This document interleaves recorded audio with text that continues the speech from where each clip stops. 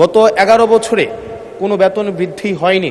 সর্বশেষ বেতন বৃদ্ধি হয়েছে ২০১৫ সালে।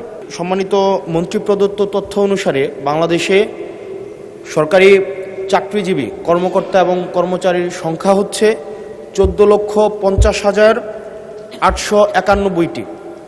এই 14,50,891টি পরিবারের সর্বশেষ বেতন বৃদ্ধি হয়েছে ২০১৫ সালে, আর বর্তমান হচ্ছে ২০২৬ সাল। গত ১১ বছরে কোনো বেতন বৃদ্ধি হয়নি, অথচ এই ১১ বছরে মুদ্রাস্ফীতি ৫৫ থেকে ৬৫% পর্যন্ত বৃদ্ধি হয়েছে।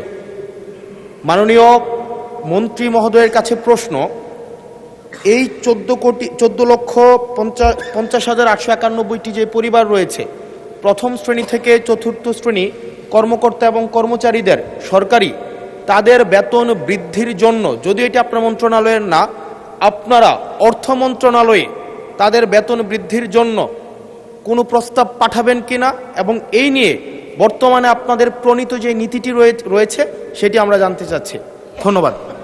মাননীয় মন্ত্রী।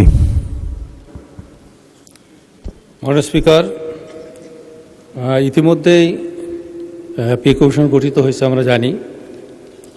তো বিষয়টি অর্থ মন্ত্রণালয়ের আওতাধীন, আর এই বিষয়ে যদি পৃথক নোটিশ দেওয়া হয় তাহলে এ বিষয়ে বিস্তারিত মহান জাতীয় সংসদে মাননীয় সদস্যের উত্তরের জন্য উপস্থাপন করা হবে। মাননীয় স্পিকার, ধন্যবাদ।